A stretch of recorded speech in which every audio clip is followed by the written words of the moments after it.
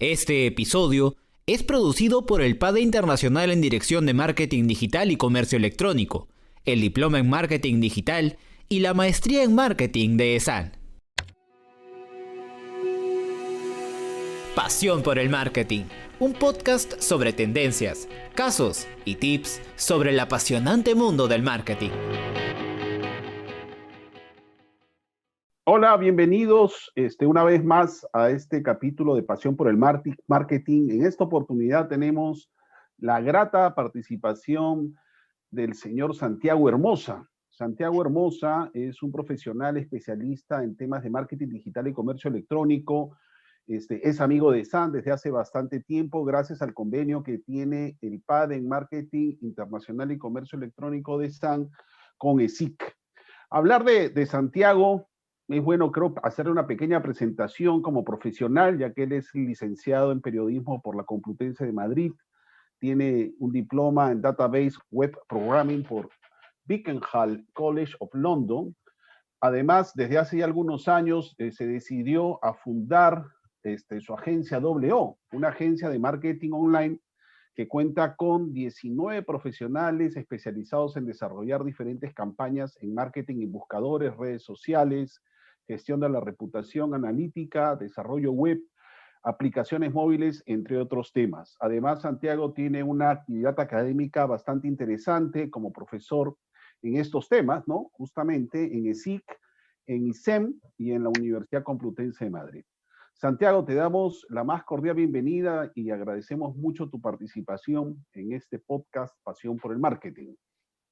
Muchas gracias, Sergio. A vosotros, por supuesto, por invitarme. Sabes que es un placer siempre colaborar con vosotros y charlar y comentar temas relacionados con marketing y con todas estas cosas que nos apasionan. Así que muchas gracias.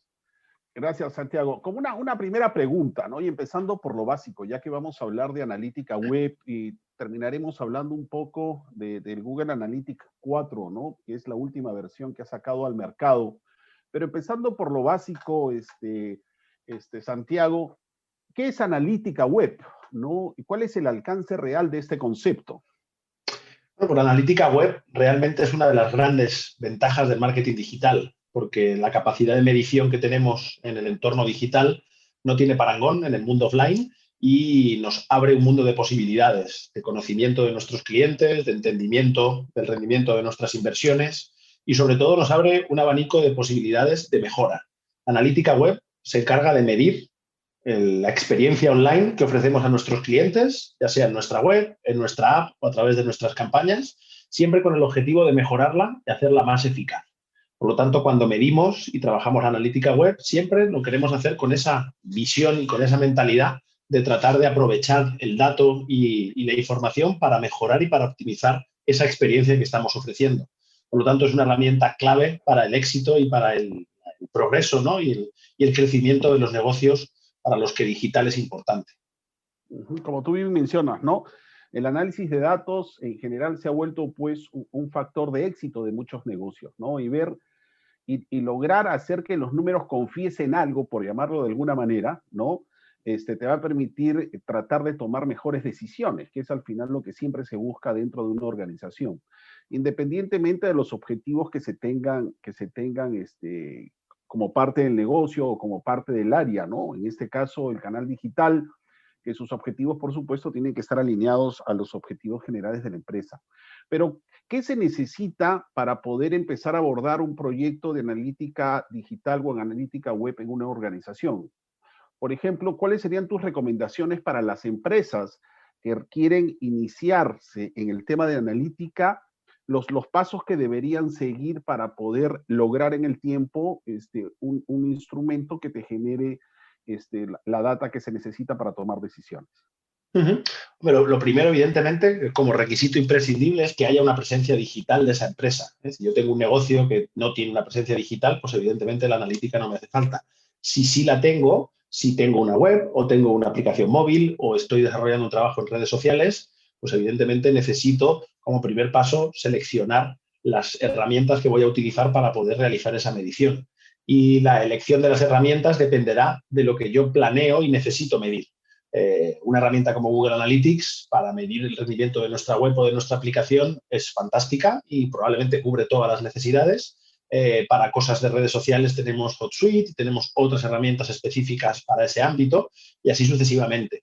Una vez que yo tengo decidido qué es lo que necesito medir y qué herramienta es la que voy a utilizar, hay que realizar y desarrollar un plan de medición. En ese plan de medición tenemos que analizar los procesos críticos dentro de nuestra web, los elementos o las cosas que tienen que funcionar muy bien dentro de nuestra web para que la web sea rentable, y a partir de ahí tenemos que desarrollar una serie de indicadores clave de rendimiento, seleccionar KPIs, ¿no? Los Key Performance Indicators, que nos van a ayudar a entender el buen o mal funcionamiento de esos procesos.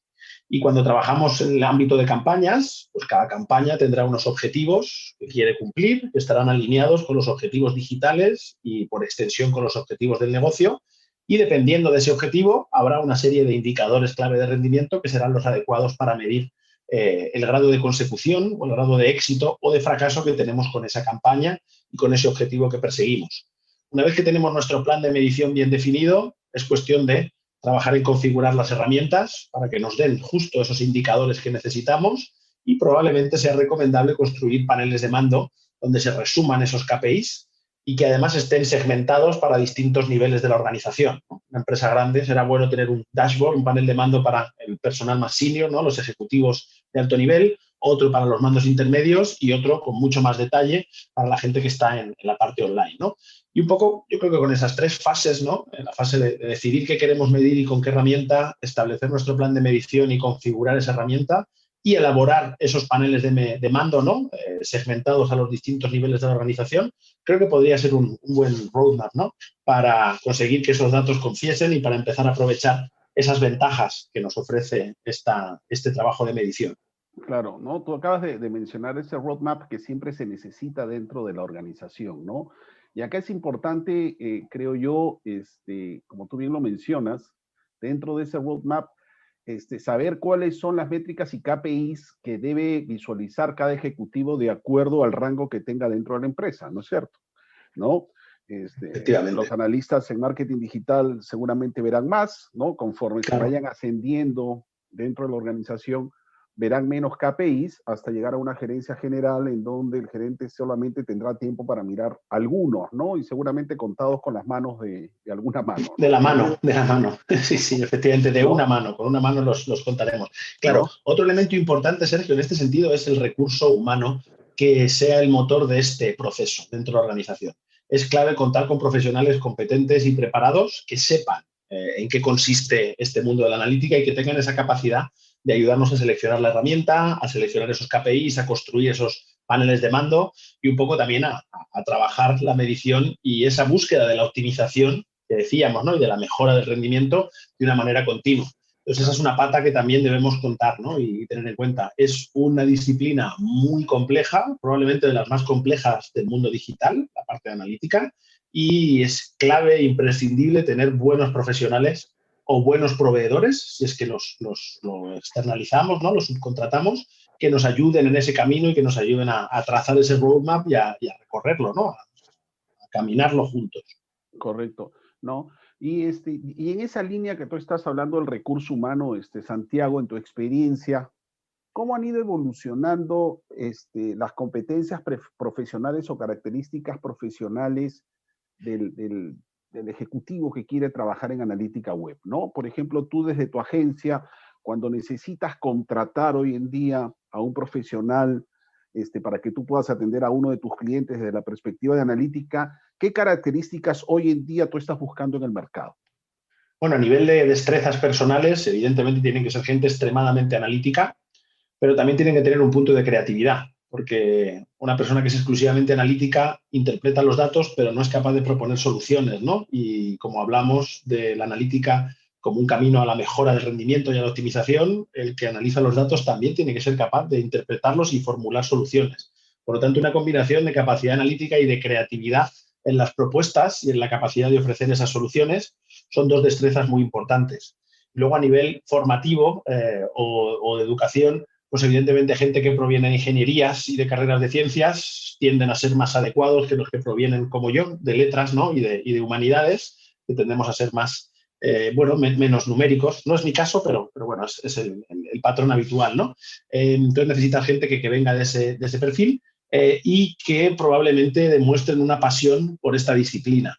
¿Cómo se demuestra esa pasión? Pues, por ejemplo, formándote y haciendo cursos específicos que te doten, ¿no?, de conocimiento, trabajando con las certificaciones de Google, ¿no? La certificación de Google Analytics, que se puede obtener pasando una serie de cursos gratuitos y realizando una serie de pruebas. Eso también demuestra, pues, proactividad, ¿no? Y realmente tener esa pasión por la disciplina. Y luego, por supuesto, pues evidentemente gente seria y gente responsable, ¿no? Ya que están custodiando los datos y son los responsables de interpretarlos, pues necesitamos gente que también sea esto, es seria y responsable. Pero bueno, eso sería casi en cualquier puesto de trabajo. Claro.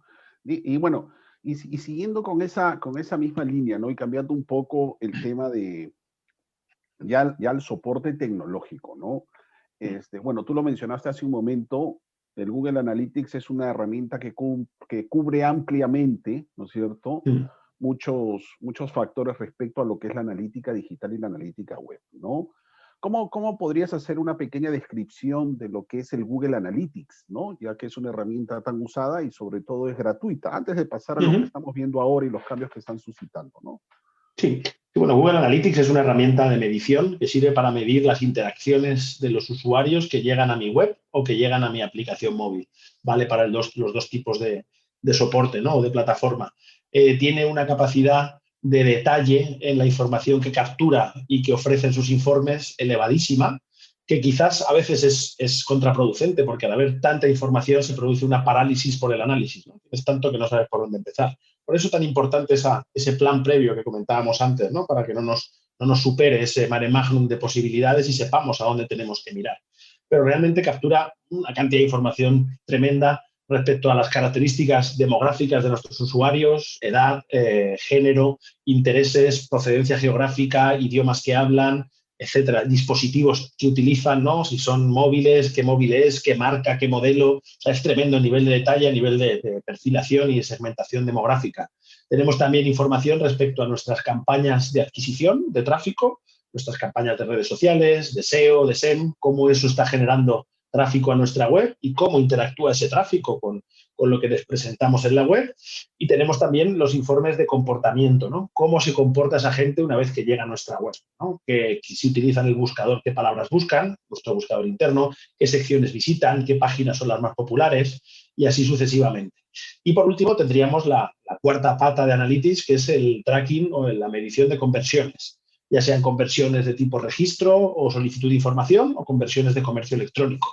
Si son conversiones de comercio electrónico, en la versión mejorada, que es la última de tracking de comercio electrónico de Analytics, tenemos la posibilidad de saber qué productos son los que más se visualizan, en cuáles se clica en la galería de imágenes o en el vídeo, cuánto se lee la descripción completa, cuáles se añaden a la cesta y se borran, cuántas unidades se compran, de qué productos, de qué categorías, en qué fechas. Es una información tremendamente granular y detallada de toda la interacción que se produce con nuestro comercio electrónico. Por lo tanto, en realidad, si lo piensas y lo visualizamos, estas cuatro patas cubren probablemente cualquier cosa que se nos ocurra que necesitamos saber sobre nuestros usuarios, siempre y cuando suceda dentro de nuestra web. Correcto.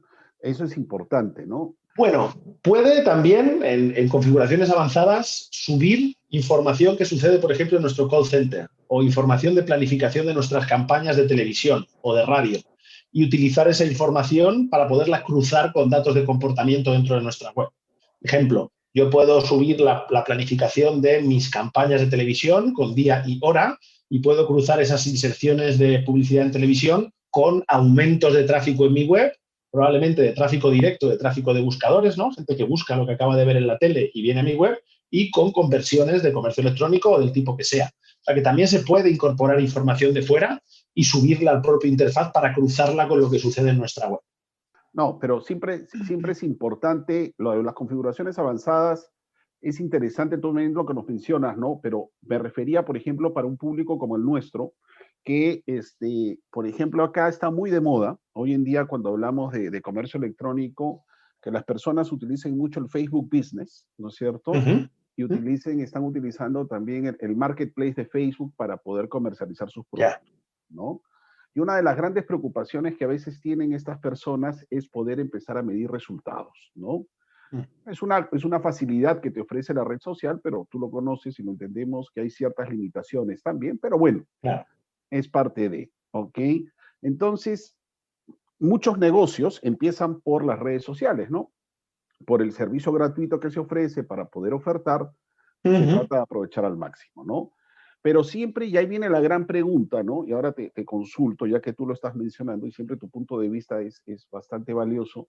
¿Tú consideras que la siguiente etapa, de todas maneras, que de un negocio que comienza utilizando las redes sociales, ¿no? Para poder ofertar, el siguiente paso sea construir una página web?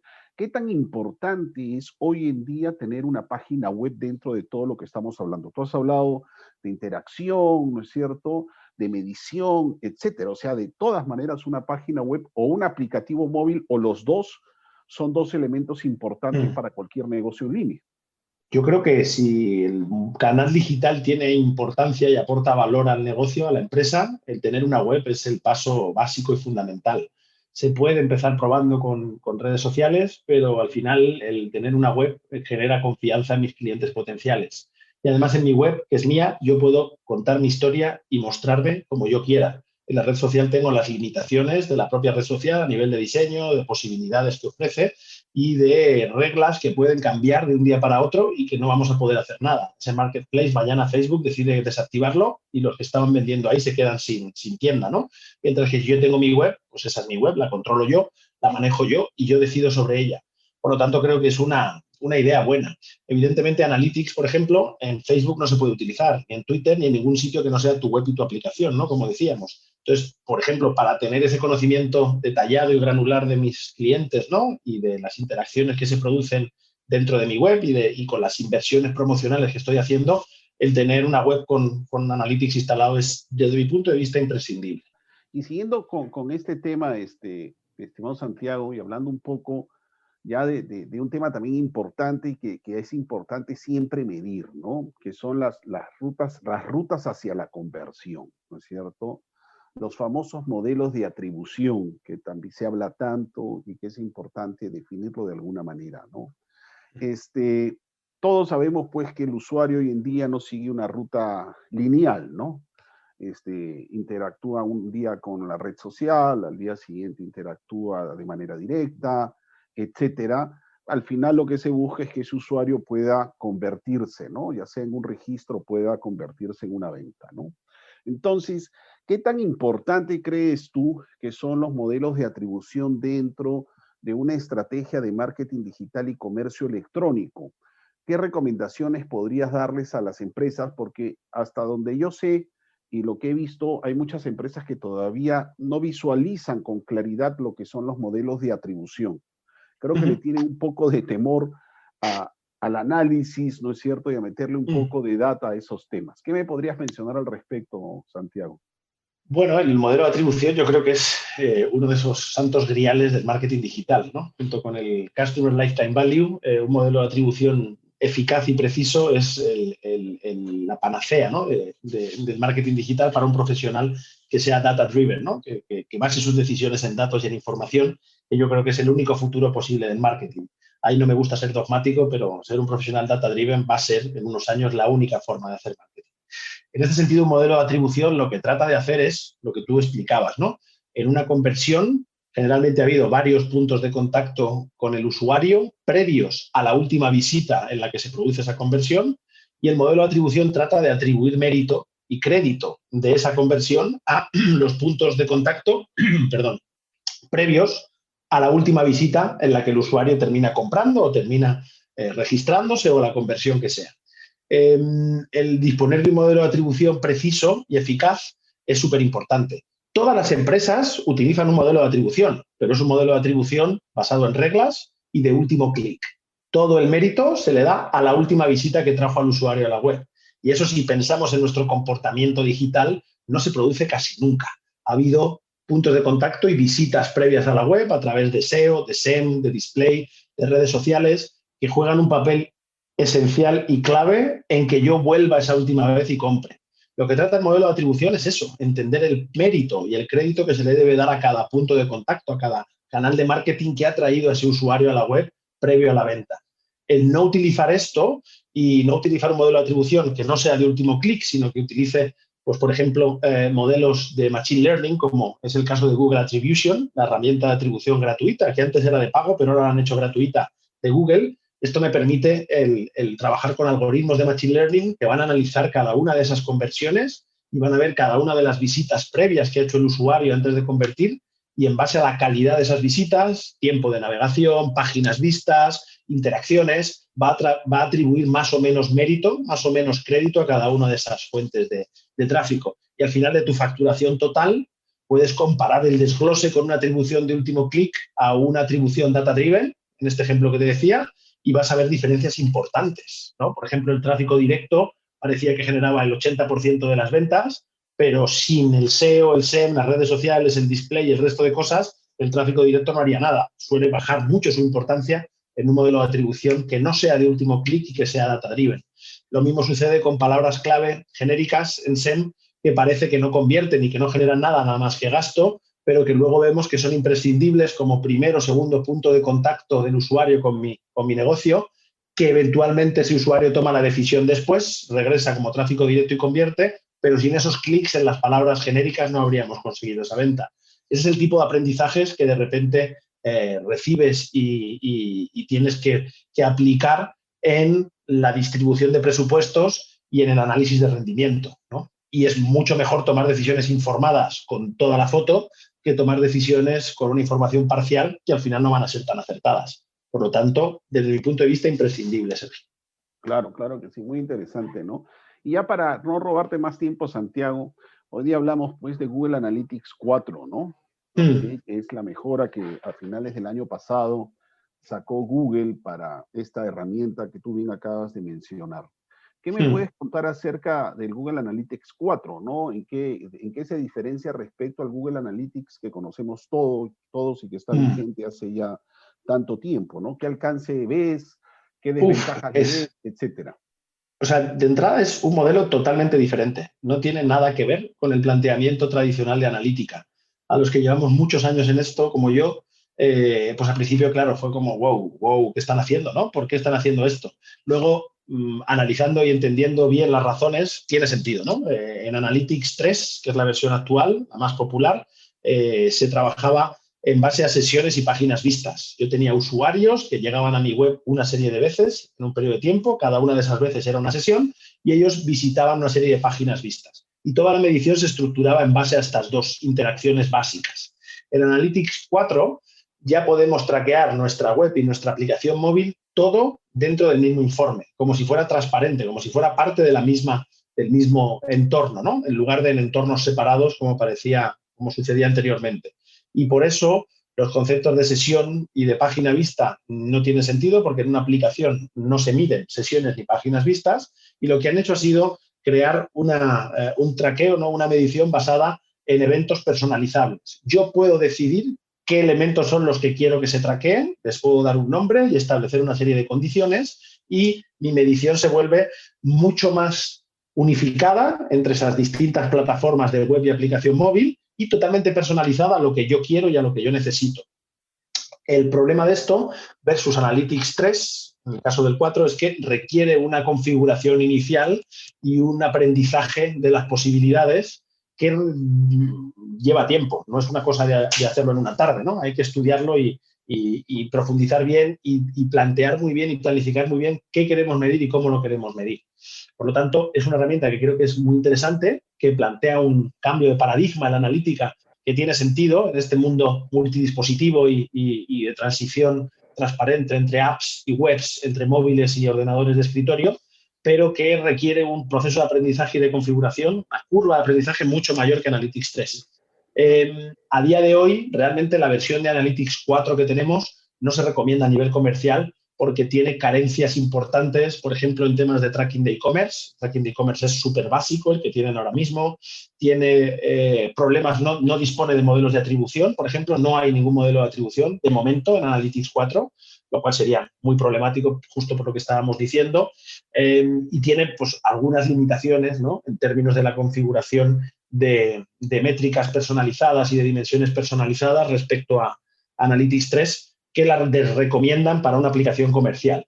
De momento lo que estamos haciendo es probarla probarla, instalarla en proyectos personales y en webs que tenemos un poco para experimentar y tratando de entender las posibilidades. Pero aún es pronto para considerarlo una alternativa seria a Analytics 3. Entonces, si alguien estaba, porque ha escuchado las noticias y el ruido, pensando que hay que migrar cuanto antes, mi recomendación sería esperar unos cuantos meses más hasta que terminen de lanzar el resto de funcionalidades que faltan y que son imprescindibles, como atribución y tracking de comercio electrónico, y entonces ya con más literatura y mucha más gente experimentada, habiendo compartido consejos y formas de trabajar, será un mucho mejor momento para lanzarse a ello. Lo interesante lo que mencionas, ¿no? Sobre todo desde la perspectiva comercial, ¿no? Ahorita con tantas limitaciones para poder ejecutar adecuadamente el Google Analytics 4, ¿no? Yo leía por ahí en blogs que hay experiencias de que, por ejemplo, no se puede migrar toda la data, ¿no? Se perdería parte de la data, por ejemplo, ¿no? Es que son paradigmas distintos, o sea, son formas de medir diferentes. Es como utilizar la métrica, el sistema métrico y el sistema imperial. Las yardas y las pulgadas no son lo mismo que los metros y los centímetros. Se pueden establecer conversiones, pero hay veces que no es fácil hacer esto, ¿no? Y en el caso de la data analytics no es fácil. Así que sí hay una pérdida de información. Ahí se perdería información, por ejemplo, porque hay mucha gente que tiene instalado el Google Analytics desde hace muchos años, claro, ¿no? Claro. Si nosotros, te pongo el ejemplo de San, si no me equivoco, tiene instalado el Analytics desde 2008, 2009. Entonces, imagínate la cantidad 12 o 13 años de información. 12 o 13 años de datos que se perderían por migrar al nuevo Analytics, ¿no? Pero como tú dices, creo que la mejor recomendación ahorita es esperar un poco para ver realmente cuál va a ser el alcance real del Analytics 4, ¿no? Claro. Sí, ahora mismo están en un periodo de beta, de lanzamiento inicial para que pues, la industria y la comunidad vaya probando y trabajando en este nuevo paradigma que, como digo, es bastante revolucionario. Bueno, yo creo que en los próximos meses, como siempre hace Google, iremos viendo mejoras y un afianzamiento de las funcionalidades y entonces ya será una oportunidad más adecuada para plantearnos la migración. De momento solamente para experimentar y para jugar. Y ya para terminar, mi estimado Santiago, y como siempre, muy agradecido por tus aportes y todo el conocimiento que siempre tan amablemente nos entregas en ISAN, ¿qué recomendaciones tú le podrías dar a una pequeña empresa, ¿no? Bueno, todos hemos sido testigos que la pandemia ha acelerado la digitalización de muchos negocios, ¿no? Muchos emprendimientos, sin llegar a ser startups, ¿no? Sino emprendimientos que algunos han sido pues muy pequeños emprendimientos, en realidad han tenido la necesidad de empezar a utilizar Internet para poder vender sus productos, ¿no? Como comentábamos hace un momento, tratar de aprovechar al máximo sobre todo las herramientas gratuitas, algo que por supuesto no le eleve costos, ¿no? Facebook, alguna que otra herramienta por ahí, etcétera. Pero, ¿qué recomendaciones tú les podrías dar a este pequeño empresario que, dada esta nueva realidad, ha tenido que mirar Internet ya con otros ojos, ¿no? Okay. Y empezar a involucrarse un poquito con la digitalización, ¿no? Porque todo lo que está pasando no es que se va a ir cuando pase la pandemia, ¿no? Para nada. Estamos viendo que realmente la digitalización, gracias a la pandemia, creo que se ha sentado mucho más, ¿no? Está pisando más fuerte en las diferentes organizaciones, ¿no? Sin importar el tamaño. Entonces, ¿qué recomendaciones tú le podrías dar a un pequeño empresario que está iniciándose y ve Internet hoy en día como su única opción para poder vender? Mi recomendación principal sería formarse. Formarse, porque no es un mundo sencillo, no es un mundo evidente y el tener conocimiento previo que me ayude a entender la terminología, a entender las posibilidades y a poder seleccionar proveedores me parece imprescindible.